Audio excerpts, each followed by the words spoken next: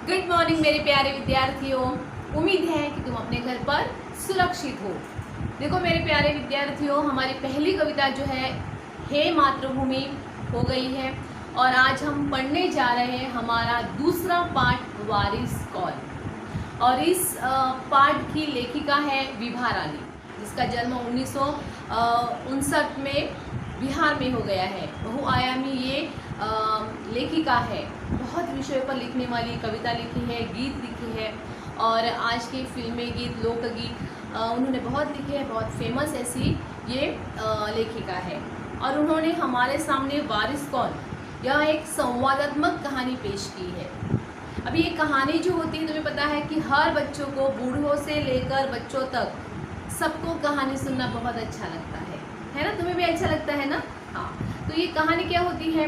कहानी छोटी होती है, कहानी में पात्र होते हैं, लेकिन कहानियों से मिलने वाली सीख उससे बड़ी होती है। कहानी छोटी हो या बड़ी हो, लेकिन उससे सुनना और उससे जो निकलने वाला जो उसका उद्देश्य होता है, वो उद्देश्य बहुत महत्वपूर्ण होता है। तो कहानियों के माध्यम से अगर हम लोगों तक ऐसे मकसद को, लोगों तक ये उद्देश्य जो है या सीख जो है पहुंचाते हैं, बहुत ही महत्वपूर्ण कार्य होता है। तो विभा रानी जी ने भी हमारे सामने एक कहानी यहाँ पे पेश की है, जिससे यही निकलता है, जिससे यही हमें सीख मिलती है कि हमें, हमारे पास जो समय होता है, जो साधन होते हैं, उसका हमें सही इस्तेमाल करना है।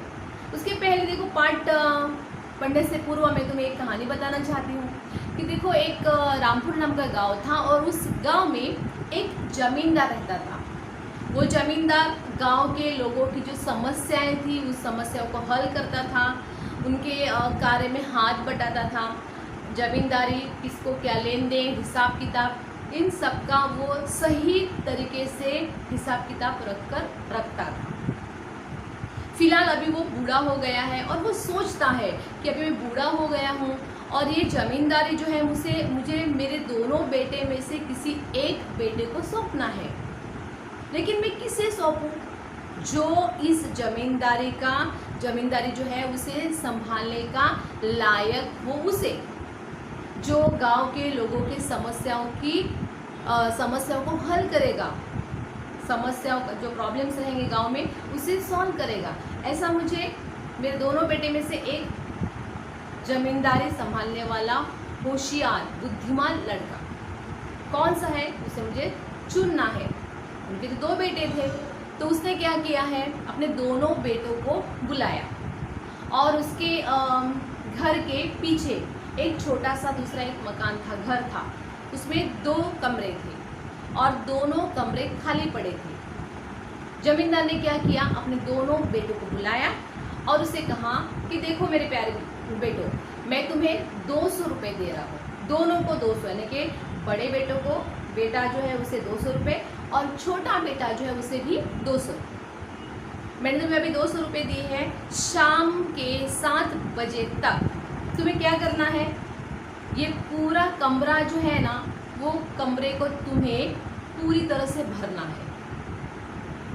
दोनों लड़के अचंभित हो गए, अरे सिर्फ 200 रुपये और इतना बड़ा कमरा कैसे भरेंगे हम। जमींदार चले गए, दोनों बेटे सोचने लगे। तो पहला बड़ा वाला जो लड़का था, उसने देखा कि सड़क पर से एक हरी घास की भरी हुई एक गाड़ी आ रही। उसने तुरंत उसे पुकारा और क्या किया, 200 रुपये में वो हरी घास की जो गाड़ी है उसे खरीद लिया और पूरी हरी घास को उसने अपने कमरे में बिखेर दिया। बहुत खुश हो गया, उसे लगा हाँ चलो, मेरे पिताजी ने 200 रुपये दिए हैं, मैंने क्या किया है, पूरे रूम को हरी घास से भर दिया, यानी कि मैंने जो पिताजी ने सौंपा हुआ काम है मैंने कर दिया। दूसरा बेटा जो था वो सोचने लगा, पिताजी ने 200 रुपये दिए, सिर्फ 200 रुपये में आजकल कुछ नहीं आता है और इतनी बड़ी रूम जो है या इतना बड़ा कमरा मुझे भरना है, तो किस प्रकार से मुझे भरना है, पिताजी का उद्देश्य क्या रहेगा या पिताजी क्या कहना चाहते होंगे। उसने सोचा और फिर वो गया बाजार में, मार्केट में चला गया। मार्केट में जाने के बाद उसने वहाँ से देवताओं की फ़ोटो खरीदी कैंडल्स खरीदे और मोगरे की अगरबत्ती खरीदी और वो अपने कमरे में लौट आया। शाम के 7 बज गए। जमींदार अपने साथियों के साथ अपने लड़कों को जो सुबह उसने जो करने के लिए कहा था उसे देखने के लिए समय पर आ गए। उसने पहले लड़के को जो कमरा दिया था उस कमरे को खोला। देखते हैं तो क्या, पूरा कमरा जो है वो कमरा हरी घास से भरा हुआ है। और बड़ा बेटा बहुत खुश हो गया और पिताजी से कहने लगा, पिताजी मैंने आपका कहना माना है ना, पूरा रूम भर दिया है ना मैंने। लेकिन जमींदार कुछ बोले नहीं, सिर्फ मुस्कुराए।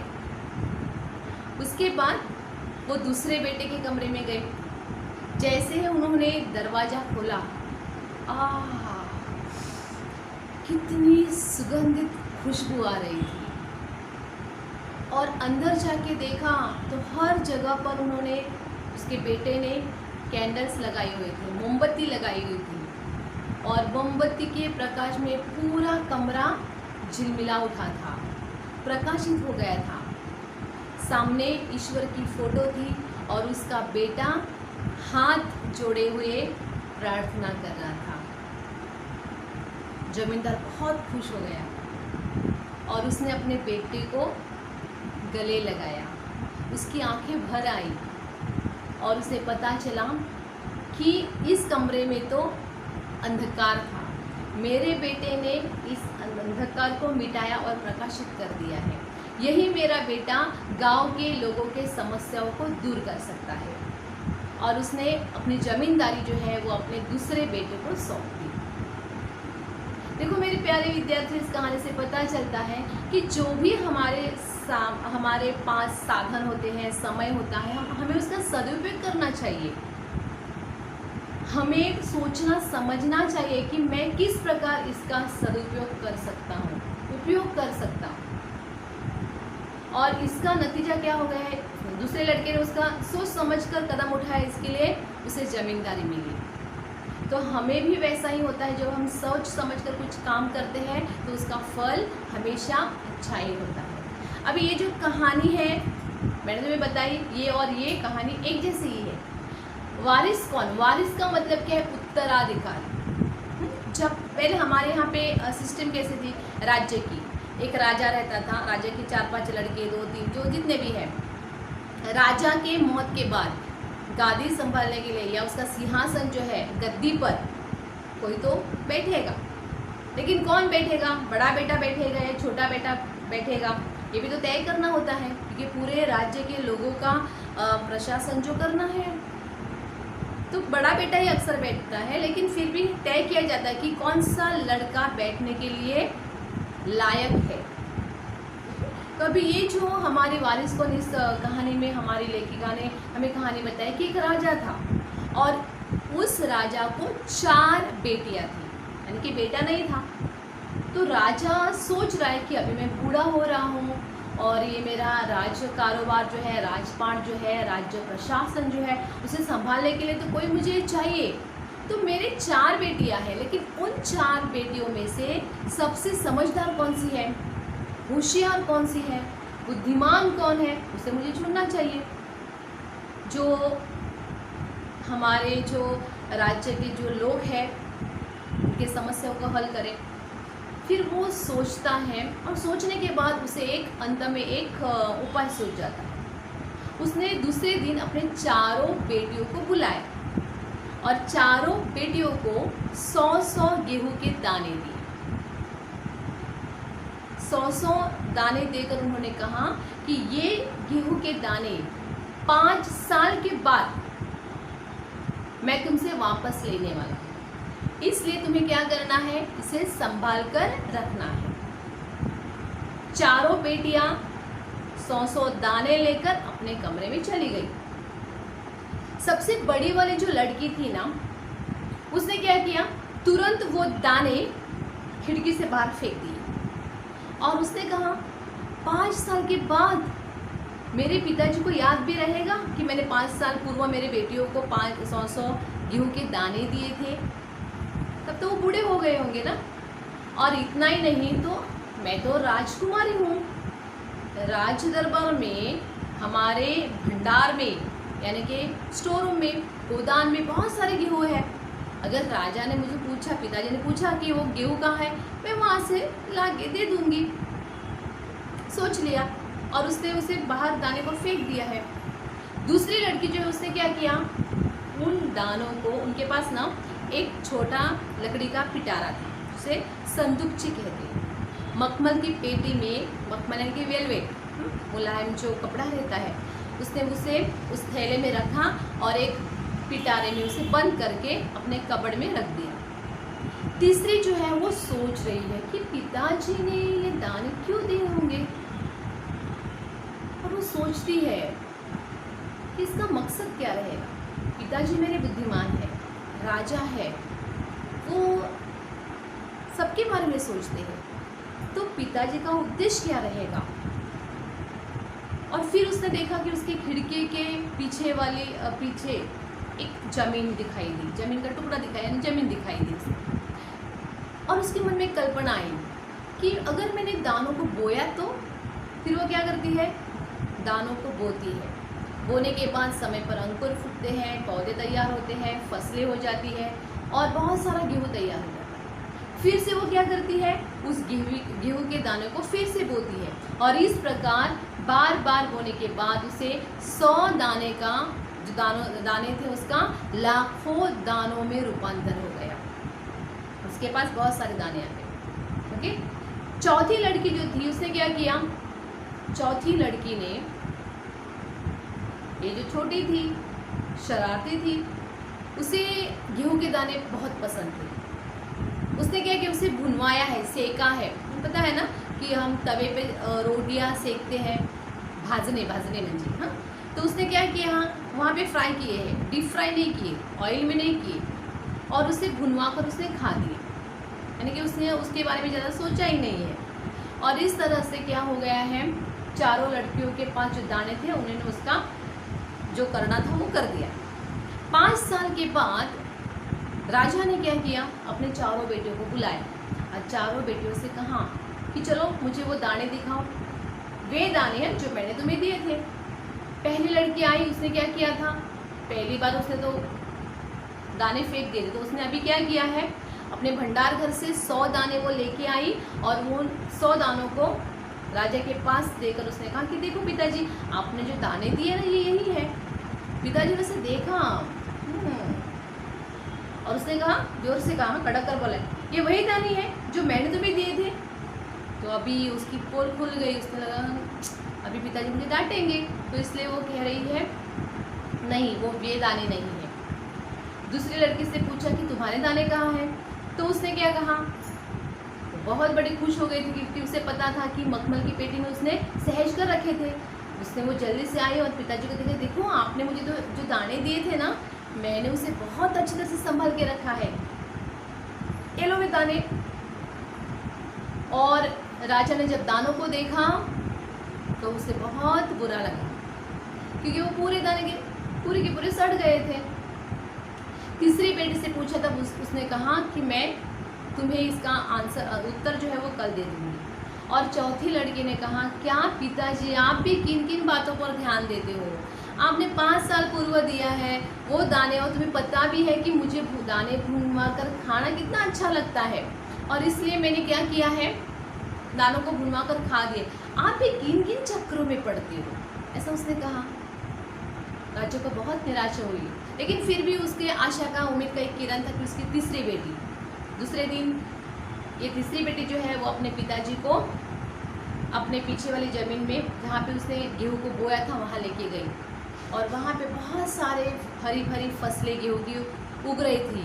हवा मंद गति से बह रही थी और उस मंद गति में ये जो हमारे गेहूँ जो बोए हुए थे उसकी फसलें ऐसे लहरा रही थी जैसे कि गीत सुना रही हो। और राजा ने देखा कि ये सब गेहूँ की फसलें उगी हुई है, तो उसके बेटे ने उसके बारे में एक्सप्लेन किया कि पिताजी आपने जो दाने दिए थे मैंने 100 दानों को बोया, फिर उसके बाद ऐसा ऐसा हो गया है। राजा की आंखें भर आई, राजा ने अपनी बेटी को गले लगाया क्योंकि 100 दानों का लाखों दानों में उसके बेटे ने रूपांतर किया था, परिवर्तित किया था, बोए थे और उसे अच्छा फल मिला था। और तब राजा ने फैसला कर दिया कि मेरे राज्य की सच्ची उत्तराधिकारी मेरी तीसरी लड़की है। मेरे प्यारे विद्यार्थियों, कहानी यहाँ ख़त्म हो जाती है, लेकिन कहानी से हमें एक सीख बहुत बड़ी मिलती है। कौन सी सीख मिलती है? जो भी हमारे पास है, समय है, साधन है, बुद्धि है, हमें सही इस्तेमाल करना है। अभी हम गद्य संबंधी पढ़ेंगे। कहानी तो मैंने तुम्हें बताई है, गद्य संबंधी पढ़ेंगे और मैं पाठ का वाचन करती हूँ और तुम्हें एक्सप्लेन करती हूँ। सबका ध्यान तुम्हारे टेक्स्ट बुक में होना ज़रूरी है। सबके सामने टेक्स्ट है ना? हाँ, चलो उसे खोलो। पेज नंबर 3, पाठ दूसरा, वारिश कौन? विभा रानी। गद्य संबंधी देखो। प्रस्तुत संवादात्मक कहानी के माध्यम से विभा रानी जी का कहना है कि हमें उत्तम फल प्राप्त करने के लिए समय और साधनों का सदुपयोग करना चाहिए। जो ऐसा करता है वही जीवन में सफल होता है। जीवन में सफल कौन होता है? जो समय का सदुपयोग करता है। क्योंकि समय एक बार, अगर तुम समय का सदुपयोग करोगे, समय तुम्हारा ख्याल रखेगा। अगर तुमने समय का ख्याल नहीं रखा, समय भी तुम्हारा ख्याल नहीं रखेगा। एक बार समय हाथ से निकल गया तो निकल गया, फिर से वापस आने वाला नहीं। चलो, एक राजा था, उसके 4 बेटियां थी। राजा ने सोचा कि इन चारों में से जो सबसे बुद्धिमती होगी उसे ही अपना राजपाट सौंपेगा। इसका फैसला कैसे हो, वह सोचने लगा। अंत में उसे एक उपाय सूझ गया। अभी तुम्हें सब समझ में आया। राजा का समानार्थी शब्द क्या है? नृप, नरेश, नरेंद्र, राजा। एक राजा था, उसकी कितनी बेटियां थी? मैंने बताया कि 4 बेटियां थी। और अभी राजा ने सोचा कि इन चारों में से सबसे बुद्धिमती यानी कि होशियार, समझदार लड़की कौन सी होगी? तो मुझे समझना है, क्योंकि उससे मुझे राज्य कारोबार जो है, राज्य प्रशासन जो है या कारोबार मुझे सौंपना है। तो मुझे तय करना पड़ेगा कि कौन सी लड़की बुद्धिमान है, तो उसका फैसला करना चाहिए। तो देखो, वह सोचने लगा। ये लाइन बहुत महत्वपूर्ण है। वह सोचने लगा, अंत में उसे एक उपाय सूझ गया। सोचने लगा। जब हमारे जीवन में कोई समस्या आती है तो हमें क्या करना चाहिए? सोचना चाहिए। जैसे राजा के सामने एक समस्या आई थी कि मेरे 4 लड़कियों में से सबसे बुद्धिमान लड़की कौन सी है, ये समस्या थी। तो उसने सोचा, विचार किया और अंत में उसे उपाय सूझा है। यानी कि ऐसा नहीं कि हाँ मैं सोच रही हूँ, अरे मुझे उपाय नहीं मिल रहा है, ऐसा नहीं होता है। हमें सोचना है, शांत तरीके से रहना है, समस्याओं को समझना है और समझने के बाद हमें क्या करना है, अंत में हमें उपाय ज़रूर मिलता है। ओके, तो हमें यहाँ से ये सीख लेनी है कि हर एक समस्या का निराकरण होता है, लेकिन हमें उस पर गौर करना चाहिए। उसने एक दिन चारों बेटियों को अपने पास बुलाया, सभी को गेहूं के 100-100 दाने दिए और कहा, इसे तुम अपने पास रखो। 5 साल बाद मैं इन्हें मांगूंगा, तब तुम सब मुझे वापस कर देना। अभी देखो, चारों को बुलाया है और उसे 100-100 दाने दिए हैं। अभी 100-100 ये युग्म शब्द है, यानी कि शब्द युग्म है, राइमिंग वर्ड है, डबल रिपीट हो गया है। 100 और 100 उसके बीच में योजक चिन्ह है, डैश है, उसे हिंदी में योजक चिन्ह कहते हैं। तो ये 100-100 ये शब्द कौन सा है? शब्द युग्म है। शब्द युग्म के 4 प्रकार है। एक तो अपोजिट होता है, माता पिता, बीच में डैश होता है। एक समानार्थी शब्द होता है, कूड़ा कचरा। कूड़ा और कचरा दोनों का मतलब एक ही होता है, लेकिन फिर भी उसमें डैश होता है, वो शब्द युग्म है। एक है 100-100 यानी कि वही शब्द रिपीट होता है, धीरे धीरे आगे आगे, यहाँ पे 100-100 है। और चौथा प्रकार है एक मीनिंगफुल, एक मीनिंगलेस। मीन्स हम कभी कभी बोलते हैं ना, ये तूने खाना बिना खाया। खाना खाया तो पता है, ये बिना क्या होता है? क्या होता है बिना? लेकिन हम ऐसे ही बोलते हैं, खाना बिना खाया। तो एक मीनिंगफुल, एक मीनिंगलेस, ऐसे 4 युग्म शब्द के प्रकार है। तो ये 100-100 ये शब्द युग्म है। ये परीक्षा में 1 अंक के लिए आता है। युग्म शब्द पहचान कर लिखो। ओके। तो देखो अभी उसने क्या किया है, 100 दाने दिए हैं और कहा है कि 5 साल के बाद मुझे उसे वापस करना है। गेहूं के दाने लेकर चारों बहनें अपने अपने कमरे में लौट आई। अभी यहाँ पे अपने अपने, ये कौन सा शब्द है, मैंने अभी तुम्हें सिखाया ना, आंसर नहीं दे सकते हो, मैं बाद में पूछूंगी तुम्हें। अपने अपने शब्द युग में है। बड़ी बहन ने उन दानों को खिड़की के बाहर फेंक दिया। उसने सोचा आज से 5 साल बाद पिताजी को गेहूं के इन दानों की याद रहेगी क्या, और जो याद भी रहा तो क्या हुआ, भंडार से लेकर दे दूंगी। देखो अभी ये बहनें जो है, नाव ध्यान में रखो, वहां पे लिखते समय बहन लिखना है, बहन, लेकिन उसका प्रोनाउंसिएशन कैसा है, बहन। लिखते समय बहन और बोलते उच्चारण करते समय कैसा करना है, बहन। तो ये चारों बहनें अपने कमरे में चली गई। बड़ी जो बहन है उसने सोचा, उसने वो तुरंत फेंक दिए, यानी कि सोचा भी नहीं कि मेरे पिताजी ने ये दाने क्यों दिए होंगे, कुछ भी उसने सोचा नहीं, समझा नहीं, फेंक दिए ऐसे ही। और फिर वो क्या बोलते, देखो कि आज के बाद 5 साल के बाद मेरे पिताजी को याद रहेगा क्या, यानी कि अपने पिताजी के बुद्धि पर उसे शक है।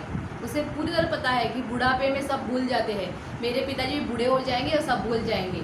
और अगर इनकेस उसे याद भी रहा तो मैं क्या करूँगी, उसे कहाँ से लेके दे दूँगी, अपने भंडार घर से। देखो उन्होंने कहा है भंडार यानी कि गोदान, स्टोर रूम से लाके दे दूँगी। ये चीटिंग है ना।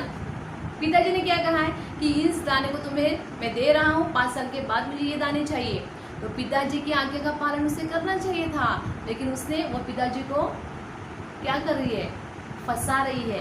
दाने तो तुरंत फेंक दिए, लेकिन पिताजी के शक कर रही है उसकी बुद्धि पर, और साथ साथ में क्या कर रही है, उसे कह रही है कि अगर मेरे भंडार घर में इतने सारे हैं तो मैं क्यों उसे संभाल कर रखूं। मेरे प्यारे विद्यार्थी, हमारे माता पिता की आज्ञाओं का पालन करना है, उसे पूरी तरह से उस पर विश्वास करना है। बड़ी बेटी ने नहीं किया है। दूसरी बहन ने 2 दानों को चांदी के डिब्बी में डालकर उसे मखमल के थैले में बंद करके सुरक्षा से अपने संदूकची में डाल दिया।